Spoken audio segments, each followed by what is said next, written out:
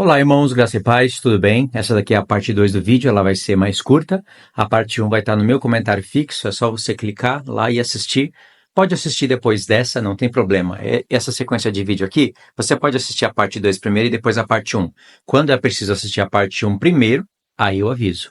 Então, eu disse na parte 1 que nós iríamos meditar sobre Efésios 1:4, Efésios 2, do 5 ao 7, pular direto no Apocalipse 20 e 21.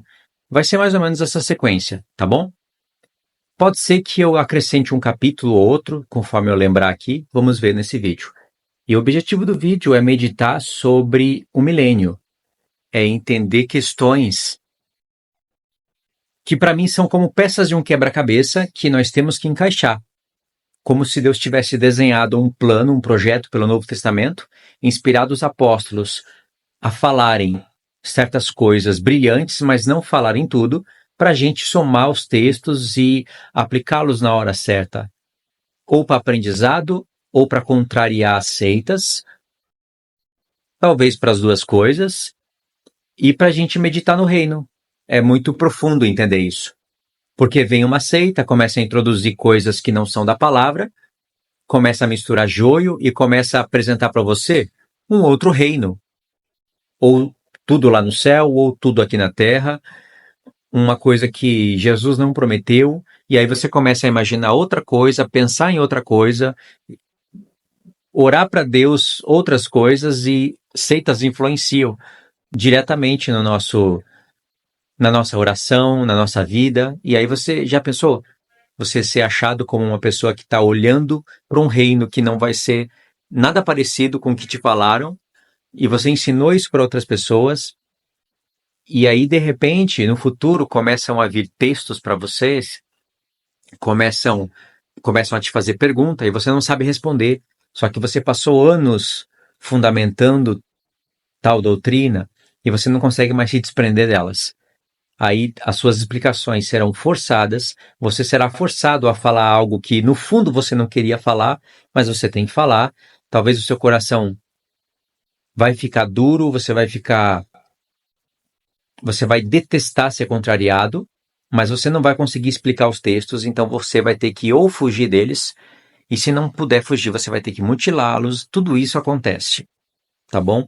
Tem que tomar cuidado para você não cair nesse labirinto, é uma armadilha de Satanás. Muitos têm caído nisso. Então vamos lá, Efésios 1:4. Eu vou mostrar aqui na tela do celular para vocês, e eu vou ler os textos, desenhar, prestem atenção, é bom vocês olharem para a tela, e depois eu volto a falar aqui, tá bom? Eu disse que era o verso 4, mas na verdade é o verso 3. Bendito Deus e Pai de nosso Senhor Jesus Cristo, que nos tem abençoado com toda sorte de bênção espiritual, olha a localização, nas regiões celestiais em Cristo. Esse verso aqui, Paulo está falando de algo que vai acontecer no futuro, mas ele já coloca como se já tivesse acontecido. É uma linguagem de fé, é uma linguagem que Paulo usa dela várias vezes, em muitos textos, e ele aprendeu isso com o próprio Deus. Em Romanos 4, lá pela metade do capítulo, Paulo fala que Deus é aquele que chama as coisas que ainda não são como se já fossem. Ele colocou Abraão como pai de muitas nações, quando Abraão não tinha... acho que ele não tinha nem Isaac direito. Então, tinha que nascer Isaac, Jacó, as 12 tribos. As 12 tribos ia ser uma nação, Abraão ia ser pai de Israel, das 12 tribos, mas depois esse plano iria alcançar nações, e Abraão ia se tornar pai de nações. Nada disso tinha acontecido e Deus já tinha colocado Abraão por pai. Ok? Então, Paulo aprendeu isso, ele fala isso a respeito da ressurreição, da morte e tudo mais. Então, Paulo está dizendo aqui nesse texto que nós fomos abençoados com toda sorte de bênção espiritual nas regiões celestes. Não são bênçãos das regiões que veio para a terra e agora nós estamos sendo abençoados. Se fosse isso, ele escreveria. São bênçãos espirituais nas regiões celestes. É lá que vai se cumprir essa toda sorte de bênção, sem faltar uma. Querendo dizer que na ressurreição nós vamos ter acesso aos céus. Isso não contradiz Apocalipse, onde diz que a igreja reinará sobre a terra. O reino dos céus vem sobre a terra, reinará sobre a terra, mas ele é dos céus. Nós vamos ter reuniões nos céus, a nossa morada verdadeira é dos céus, será nos céus. Isso vai mudar depois do milênio, obviamente, o Senhor vai mudar toda a estrutura do mundo e vai unir o céu com a terra, transformando tudo, mas isso é só depois do milênio. Então aqui Paulo já deu uma dica de como ele visualiza o reino. É um texto só, mas é um texto magnífico. Aí depois você avança para o capítulo 2, e ele vai falar quase a mesma coisa, só que ele vai acrescentar detalhes. Efésios 2, do 5 ao 7. Olha só. Verso 5. Estando nós mortos em nossos delitos, nos deu vida juntamente com Cristo. Pela graça sois salvos. E juntamente com ele nos ressuscitou e nos fez assentar, onde? Nos lugares celestiais em Cristo. A mesma coisa que ele falou no verso 1. Nos fez assentar, ou seja, tem tronos no céu, e nós vamos assentar, os vencedores, nas regiões celestes. Já é a segunda vez que ele fala isso. E aqui ele vai dar o tempo. Primeiro ele deu a localização e não deu o tempo. Agora ele vai dar o tempo, ele vai dar ainda a localização nas regiões celestes e vai falar o tempo. Para mostrar nos séculos vindouros a suprema riqueza da sua graça em bondade para conosco em Cristo Jesus. Paulo não está dizendo que é para mostrar a partir dos séculos que ele estava falando que a igreja estava sendo abençoada espiritualmente nas regiões celestiais de maneira espiritual, e nem que as bênçãos veio do céu para a terra e a igreja estava recebendo bênçãos do céu na terra, se cumprindo a promessa. Não é nada disso, porque o texto já está claro. Regiões celestes, ele nos fez assentar lá. Isso vai se cumprir no futuro. Não se cumpre na época que ele escreveu, não se cumpre agora, vai se cumprir só quando o Senhor Jesus se tornar rei de toda a terra na última trombeta. Então, quando diz aqui, para mostrar nos séculos vindouros, para mostrar nos séculos vindouros, esses séculos vindouros são os séculos dentro do milênio. Os séculos vindouros vão ter que testemunhar isso, vão ter que testemunhar a suprema riqueza da sua graça em bondade para conosco em Jesus Cristo. Nações vão testemunhar que tem um povo que reina sobre a terra e que tem acesso aos céus e que é abençoado com toda sorte de bênção espiritual naquele lugar, nas regiões celestes. Ou seja, Paulo, ele tem essa visão do reino. Por exemplo, eu vou ler para vocês Efésios 3, um pedacinho que é bem importante. Segue acompanhando, segue lendo o que eu estou mostrando na tela, porque é importante. Olha só que magnífico isso. Verso 14. Por esta causa, me ponho de joelhos diante do Pai, de quem toma o nome toda a família, tanto no céu como sobre a terra. Significa que tem duas famílias. Uma no céu, que é a primeira e a principal, e a outra na terra, que somos nós. Então, uma família surgiu no céu. Filhos, anjos de Deus, se tornaram filhos de Deus. E se tornaram filhos porque Deus é o pai e algo lá no céu é a mãe. Então, Deus chama a cidade de mãe. Então, por isso que lá tem filhos. E nós temos que nos tornar filhos do céu. Imitar as obras de anjos eleitos e repetir as coisas que aconteceram no céu aqui na terra. Ok? Isso tem a ver com a rebelião, tem a ver com um monte de coisas profundas, extraordinárias, coisas que eu tenho falado em alguns vídeos. Agora aqui eu vou seguir o texto. Aí Paulo fala, duas famílias, né? Uma no céu e outra na terra. Verso 16. Para que, segundo a riqueza da sua glória, vos conceda que sejais fortalecidos com poder, mediante o seu espírito no homem interior. Aqui é a promessa de Jeremias 31:31, o espírito no homem interior. E assim, habite Cristo no vosso coração pela fé, estando vós arraigados e alicerçados em amor. a fim de poderes compreender com todos os santos. Aqui no verso 18, presta atenção do que Paulo está falando. A fim de compreender com todos os santos, ou seja, por isso que ele se coloca de joelho e pede a Deus e ora. Ele está falando isso mais uma vez, porque em Efésios 1 ele já falou um pouco sobre isso. A fim de compreenderes com todos os santos qual é a largura, o comprimento e a altura. Não parece que ele está falando de uma cidade, da Nova Jerusalém, que representa a esposa do Cordeiro? Ele foi arrebatado até o terceiro céu. A Nova Jerusalém está no terceiro céu. Ele viu. Então ele está falando de coisas referentes a isso. Então por isso que as pessoas, estando ali cessadas em amor, elas podem compreender qual é a largura, o comprimento, a altura e a profundidade, e conhecer o amor de Cristo, que excede todo o entendimento, para que sejais tomado de toda a plenitude de Deus. Ok. Ele está falando de uma cidade.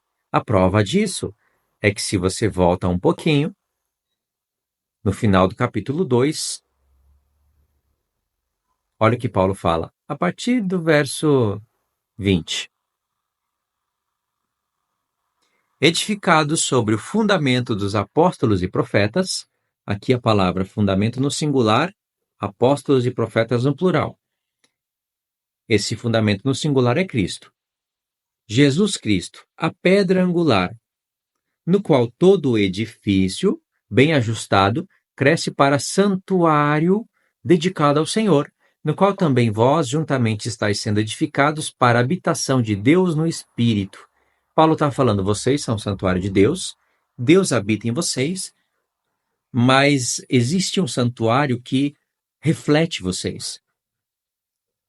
Claro que o da antiga aliança já era uma sombra, o nosso corpo se torna uma realidade para esse tempo, mas é de glória em glória, como eu disse no vídeo 1.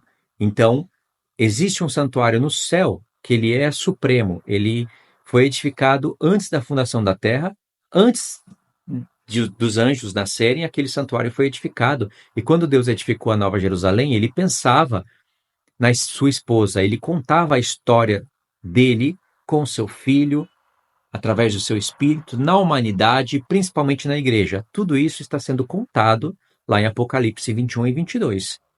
Nas muralhas, nas pedras preciosas, nos fundamentos da cidade, na própria cidade, na altura, largura e profundidade, altura, largura e comprimento. Pode ver que as numerações falam primeiramente das tribos, depois dos apóstolos, 12 por 12. O muro tem 144 côvados, tem 12 pedras preciosas, mas o que? Ele é de jaspe, ele tem todo tipo de pedra preciosa, cada porta é uma pérola, ou seja, é uma edificação da igreja. A cidade não é a igreja. A cidade reflete a igreja. A cidade, ela é chamada de mãe porque lá se originou uma família de Deus. E, de fato, Paulo está falando aqui de um santuário, certo? E no capítulo 3, você vê que ele está falando de altura, largura, comprimento, e você sabe que ele foi arrebatado lá. A conta está feita. Ou seja, Paulo tem na mente que um dia nós vamos estar no mesmo lugar aonde ele foi arrebatado. E lá vai se cumprir o que ele disse. Ele nos fez assentar nas regiões celestiais em Cristo. Ele vai nos abençoar com todas as bênçãos espirituais nas regiões celestiais em Cristo, para mostrar para os séculos vindouros tudo isso.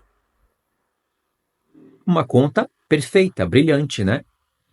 Assim, tá meio escondidinho aqui na carta, mas é só você tirar ela, né? Sacar ela e prestar atenção no que está sendo dito. Porque isso é uma grandeza, é de uma grandeza absurda. E ele fala disso em Efésios 1. Eu dei pulinho de Efésios 1, 3, 2, ao invés de ler tudo, mas é assim, a gente junta as peças. Vamos voltar em Efésios 1, para você ver que Paulo tem o desejo de que a gente aprendesse isso. Ele escreveu resumidamente, ele não escreveu tudo. Ele mesmo disse que escreveu resumidamente. Chega em Efésios 3, Paulo fala, aqui, pois segundo uma revelação, me foi dado a conhecer o mistério, conforme vos escrevi há pouco, resumidamente. Ou seja, ele falou o que eu escrevi antes, eu escrevi resumidamente, é um mistério, e o que ele continua escrevendo é resumidamente. Agora, vamos em Efésios 1, e vocês vão compreender um pouquinho mais do que eu estou falando. Verso 15. Por isso também, eu, tendo ouvido a fé que há entre vós no Senhor Jesus, e o amor para com todos os santos, não cesso de dar graças por vós, fazendo menção de vós nas minhas orações, para que o Deus do nosso Senhor Jesus Cristo, o Pai da glória, vos conceda espírito de sabedoria e de revelação. Dois espíritos. É o do Espírito de Deus, mas aqui em duas virtudes, sabedoria e revelação. No pleno conhecimento dele. Lembra que eu falei na parte 1? Pleno conhecimento de Cristo, pleno conhecimento da verdade. Mas você precisa de espírito de sabedoria e de revelação. E mais, tendo o espírito de sabedoria e de revelação, olha o que acontece. Iluminando os olhos do vosso coração, para saberdes qual é a esperança do seu chamamento. Então nós precisamos dos olhos do nosso coração, da mente, iluminados. E para isso precisa de espírito de sabedoria e de revelação, e para isso precisa de um apóstolo desse calibre orando e intercedendo. Aí você recebe espírito de Deus. Aí nasce uma sabedoria e vem a revelação. Os seus olhos são iluminados. Os olhos do coração, da mente, são iluminados. É lógico que isso é pelo Espírito de Deus, mas através das Escrituras. E sabendo tudo isso, olha o processo das coisas. Acontecendo tudo isso, olha o que acontece, verso 18. Para tudo isso, para é o objetivo. Para saberdes qual é a esperança do seu chamamento, qual é a riqueza da glória da sua herança nos santos. Ou seja, você que está sendo chamado, você precisa saber qual é essa esperança. Alguém pode estar introduzindo esperança diferente no seu coração. Coisas que não são promessas de Deus, coisas que Deus não falou, um outro evangelho, um outro reino, coisas absurdas que não tem nada a ver com a palavra. Paulo orava, e não somente orava, ele ensinava tudo isso. Então, pessoas que ensinam coisas que não têm a ver com a palavra, mas usam a palavra, têm que discernir o que essa pessoa está fazendo. Até que ponto ela foi enganada. Porque certamente ela não teve os olhos do coração iluminados. Ela não recebeu o espírito de sabedoria e de revelação. O espírito que está nela é outro. Então, tem que provar os espíritos. Aí você vai conhecer, então, o seu chamamento, a glória, a herança. E aí o verso 19 diz: e qual a suprema grandeza, do seu poder para com os que cremos, segundo a eficácia da força do seu poder. Aí Paulo vai explicar as coisas aqui, vai para o capítulo 2, acrescentando mais detalhes. Compreenderam? Ou seja, coisas que Paulo está escrevendo nessa carta são profundas e nós temos que compreender. Vocês lembram na parte 1 que eu falei sobre 3 ou 4 linhas? Eu falei sobre o amilenismo, o pós-milenismo, o pré-milenismo, e aí eu tive que falar também do pré-tribulacionismo. Não todos os detalhes, nem metade deles, mas eu expliquei basicamente as linhas. Linhas que anulam o milênio. Eles apresentam um milênio atual, espiritual, que não coincide com nada. É um absurdo total. Parece uma coisa boba, mas quando você vai olhar o que eles têm que fazer com todas as sequências de textos, desde da lei, eles não usam muito o livro da lei. Eles, quando eu digo eles, vocês sabem, né? É a seita calvinista que prega o amilenismo e o pós-milenismo. Então, eles usam alguns textos dos profetas. É raro isso acontecer, mas eles usam e distorcem. Eles espiritualizam tudo e é muito forçado. Não tem necessidade alguma deles fazerem isso. Mas é a mente de João Calvino, né? É o espírito de João Calvino nesse povo. E esse espírito é tão forte que ele tem tomado pessoas que não são calvinistas e tem colocado, inserido ideias amilenistas, propostas pós-milenistas e artifícios, estratégias que pertencem a esse povo em pessoas que são pré-milenistas e ainda cria uma confusão terrível. Então é sobre isso que eu estou falando nesse vídeo. Eu já montei o quadro, mostrei para vocês Efésios 1, 2 e 3, resumidamente, mostrando como Paulo vislumbrava o reino, as coisas futuras, ele colocou como se já tivesse acontecido, mas claro que não aconteceu, e mostrou que nós vamos ser abençoados com todas sortes de bênção espiritual nas regiões celestes. E os séculos futuros vão ter que testemunhar isso. Se você não leva isso a sério, quando você chega no Apocalipse 20, você vai ter que criar um absurdo com aquilo ali. Amilenistas e pós-milenistas vão mudar tudo aquilo de ordem e vão espiritualizar tudo. Mas tem pessoas pré-milenistas que vão começar a fazer quase a mesma coisa.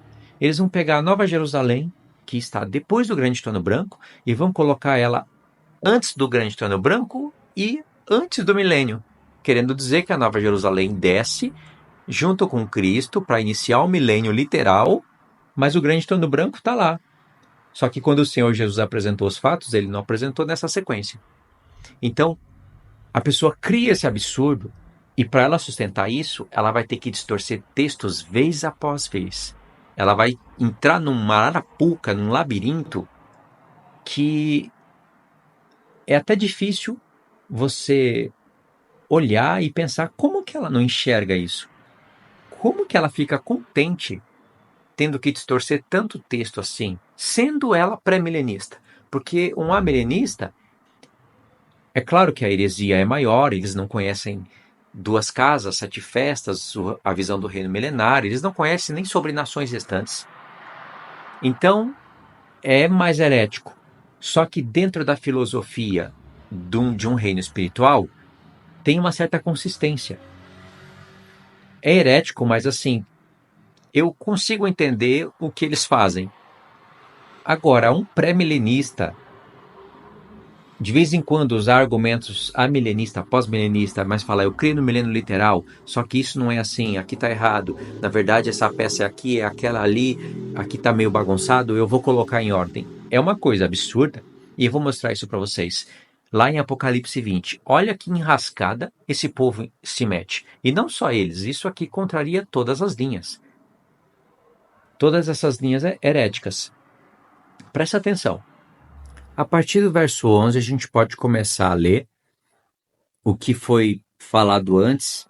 Passou o milênio, Satanás foi solto, enganou as nações, tudo isso aconteceu até o verso 10.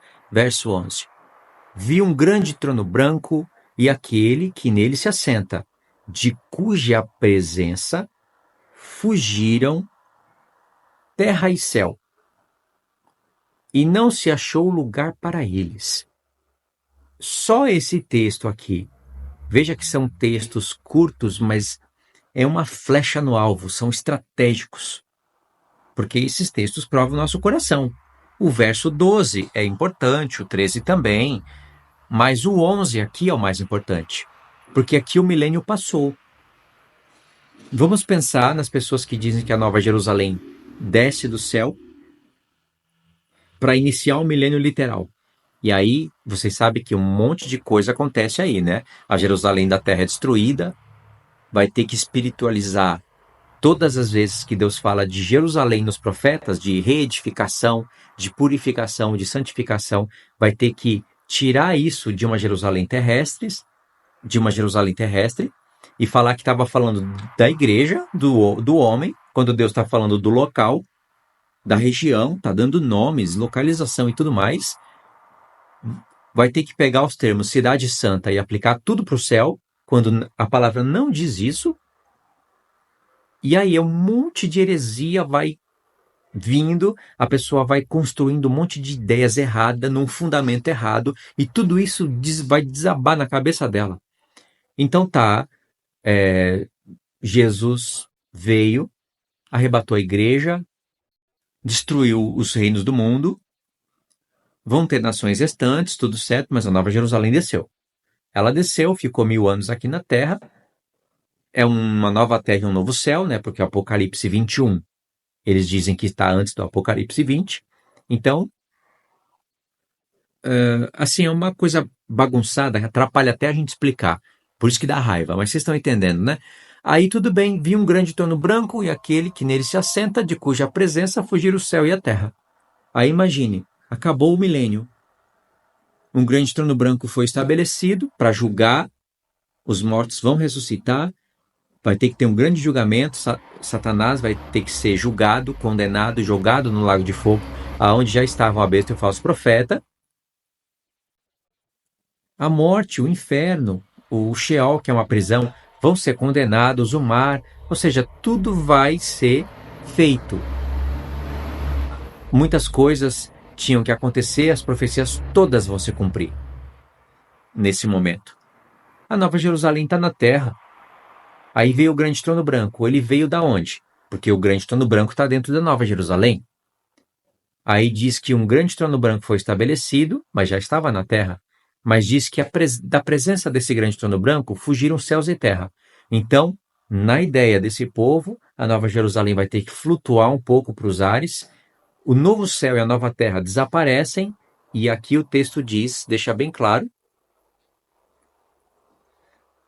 e não se achou lugar para eles. Aí vai ter que vir um outro novo céu, uma outra nova terra, e a Nova Jerusalém vai ter que descer do ar, não sei para onde que ela foi, para de novo para a terra. Essa é a visão que eles vão ter que ter, eles são forçados a dizerem isso.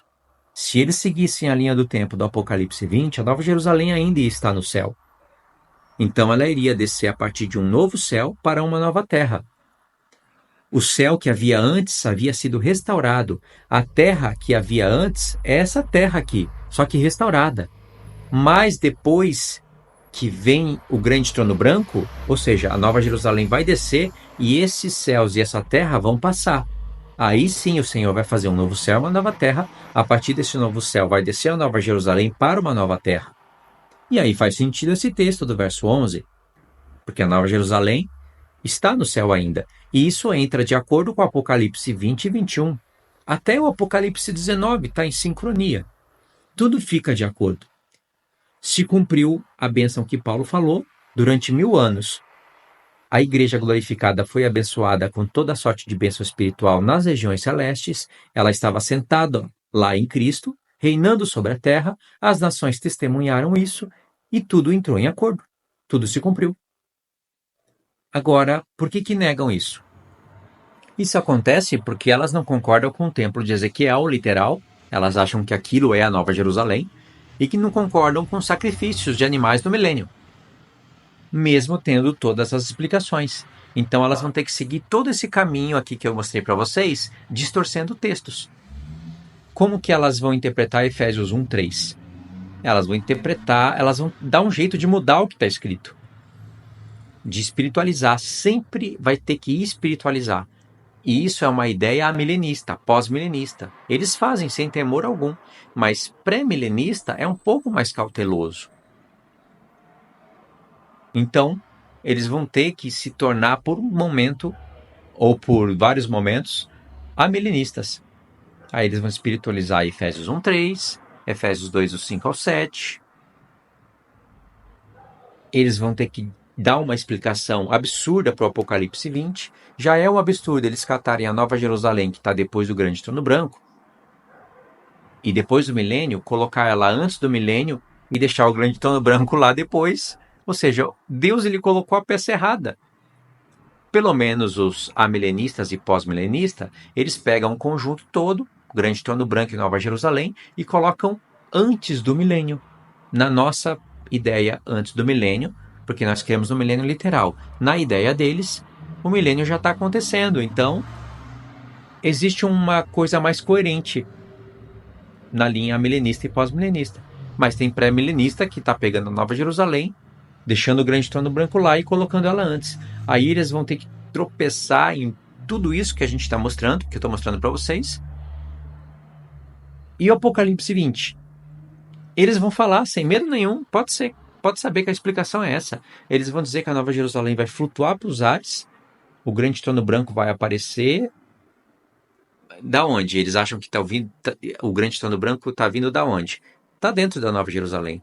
Aí ela vai ter que flutuar para os ares, o novo céu e a nova terra que eles falam que é o do Apocalipse 21, vão ter que desaparecer para vir outro novo céu e outra nova terra. Não é no caso em que o céu e a terra que hoje existe foi restaurado e se tornou novo por causa da restauração. É no caso que eles acreditam que foi novo mesmo. Ou seja, eles vão ter que pregar 2 novos céus e 2 novas terras nessa perspectiva. Coisa que o Apocalipse não está dizendo. É um absurdo ensinar isso daí, né? Isso é só um pouco dos detalhes que eles vão ter que distorcer. Tem muitos outros textos que eles vão ter que espiritualizar, aí se torna uma coisa absurda. Isso é um nível de heresia que chega bem perto de amilenismo e pós-milenismo. Por que não é tão herético? Porque ainda esse tipo de pessoa aprendeu sobre 2 casas, sobre 7 festas, acredita em nação restante, mas eles não querem que restem judeus. Ou seja, tempo de Ezequiel, se restar judeu, vai ter que ser metido lá no meio das nações, e judeus vão virar nações restantes, na cabeça deles, né? Na cabeça de outros não tem nem judeu restante, nem nação restante, não tem nem reino na terra, é tudo no céu. Ou seja, é um monte de heresia. Por isso que Paulo fala, tem que ter alguém que entende a palavra, entendeu, vai ter que dobrar o joelho e orar para Deus, para o povo receber espírito de sabedoria e de revelação, pedir para Deus, para através do espírito de sabedoria e revelação, eles terem os olhos da mente iluminados e poder entender a grandeza do seu chamamento. Entender a grandeza do seu chamamento é entender que você é um cidadão celestial, que sua morada é no céu, pelo menos por 1000 anos, e que você vai reinar sobre a terra. E que um dia o céu, o terceiro céu, vai vir sobre a terra e tudo vai se unir. Ou seja, isso é entender a grandeza do chamamento. Compreender? Então, a partir desses textos, a gente consegue ver o que Paulo estava querendo passar para a igreja. Passou, mas não com todas as palavras.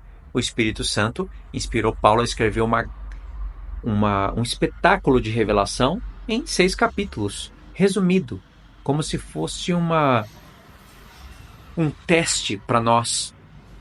Paulo poderia escrever Efésios capítulo 7, 8, 9, 10, se bem que ele não escreveu por capítulos, e explicar mais coisas para a gente, falar de Efraim e Judá, falar de festas e usar termos que a gente usa hoje, mas o Espírito Santo impediu.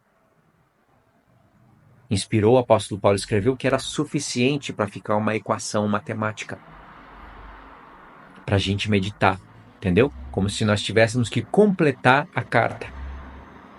Porque o apóstolo Paulo poderia ter escrito mais, mas não escreveu. Isso é proposta do Espírito. Talvez nem o apóstolo Paulo sabia que isso iria acontecer, não estava entendendo entendendo tudo, o que iriam fazer com todos esses ensinos no futuro. Ou ele sabia, mas não quis escrever, não quis revelar. Porque se aqueles eventos não acontecessem na igreja de Coríntios, Paulo não iria revelar nunca que ele foi até o terceiro céu. Sobre isso a gente tem que meditar e entender a grandeza da honra do apóstolo Paulo. Deus não proibiu Paulo de falar que ele foi arrebatado até o terceiro céu, mas proibiu Paulo de falar as coisas inefáveis que ele ouviu na terra. Foi proibido. Paulo não foi lá ao terceiro céu para aprender sobre casa de Israel, festa. Isso ele aprendeu na Escritura, pelo Espírito de Deus. Ele ouviu coisas inefáveis que não é lícito falar aos homens. Foi coisa que Deus deu para ele, diretamente para ele. Ou seja, Deus proibiu Paulo de falar isso para os homens, mas não proibiu de falar que ele foi até o terceiro céu. Só que Paulo não iria falar. Aconteceu um evento na igreja de Coríntios que ele se sentiu forçado a falar. E ele entendeu. Ou seja, ele obedeceu à ordem do Senhor e falou só porque foi preciso. Senão nós nunca iríamos saber que ele foi arrebatado até o terceiro céu. Ou seja, ele não queria que as pessoas pensassem dele mais do que era necessário. Ele poderia sair falando isso para todas as igrejas. Se você fosse arrebatado até o terceiro céu e escrevesse 12 cartas, 12 ou 13 cartas, você não ia fazer questão de destacar isso nas cartas? Eu ia destacar em todas. Fui até o terceiro céu. sou apóstolo de Cristo, não estavam me aceitando, eu ia falar, você foi arrebatado do terceiro céu? Eu fui. Por mais que é verdade, é mania de grandeza. E o apóstolo Paulo não queria isso para ele. Ele só falou porque foi forçado a falar. Da mesma maneira, o que eu estou querendo dizer com tudo isso é que o apóstolo Paulo talvez soubesse de tudo que iriam fazer com as cartas dele, mas ele não poderia falar, ele não quis falar porque viu que era um projeto de Deus em provar os nossos corações. É lindo entender isso, né? Muito profundo. Então eu não sei provar o que é, se Paulo sabia de tudo que iriam fazer com as cartas dele, ou se ele não sabia. Seja como for, tem esse exemplo aí que a gente sabe que Paulo poderia ter levado com ele essa revelação. E é uma coisa que qualquer um de nós iríamos tocar trombeta para todos. Imagine, ser arrebatado ao terceiro céu. Poxa, por que eu não vou falar isso? E Deus não proibiu Paulo de falar. Mas você vê que honra, é isso que eu estou querendo dizer. Que honra que esse homem tinha. Então tá, vocês entenderam o propósito, né? Vocês entenderam a parte 1 e essa é a parte 2. Ficou tudo alinhado. Se você não assistiu a parte 1, agora você vai no meu comentário fixo e você vai direto para a parte 1. Eu não li textos, mas eu expliquei coisas que eu não falei aqui. Tá bom, irmãos? Então tá, muito obrigado por ter assistido até aqui. Peço para você se inscrever, compartilhar o vídeo, fazer o que pode para me ajudar. Agradeço as pessoas que me ajudam no canal financeiramente. Não é curso vendido, não é por valores, não é comércio, não é nada. São só pessoas que me ajudam desde quando eu cheguei no Brasil e minha vida tem sido suprida assim por irmãos e irmãs. Agradeço a todos em nome do Senhor Jesus, tá bom? De vez em quando eu procuro agradecer. Não agradeço em todos os vídeos, não coloco o link para entrar no grupo. Eu faço só quando é necessário. Eu aprendi a me sentir satisfeito com o que eu tenho. Não preciso de ficar colocando link em todos os vídeos, nem em metade deles, nem em metade da metade, convidando pessoas para entrar, para me ajudar. E muito menos vender curso, vender essas coisas. Isso me dá pavor. Eu sei o julgamento que virá sobre pessoas que fazem isso. E pessoas que fazem isso fazem na boa, acham que isso é viver pela fé. É ridículo isso, né? E o pior de tudo, vem de heresia. Longe de mim essas coisas. O que eu faço aqui é agradecer aos irmãos e às irmãs. De vez em quando eu coloco o link do grupo, peço para os irmãos, se puderem entrar, me ajudar. É voluntário, o grupo nem foi criado por mim e prosperou até hoje. Nunca tem me faltado nada, eu nunca precisei vir aqui no canal falar que vou fechar o canal, pedir oferta ou cobrar dos irmãos que não têm me ajudado. Pelo contrário, recebi muito mais do que eu imaginava. Pude ajudar outras pessoas, então isso mostra que realmente Deus tem me sustentado. Isso porque eu odeio o comércio com a palavra de Deus. Tá bom? Fica aqui então meu testemunho final, meu agradecimento. Então tá, é isso daí. Fiquem na paz. Deus abençoe.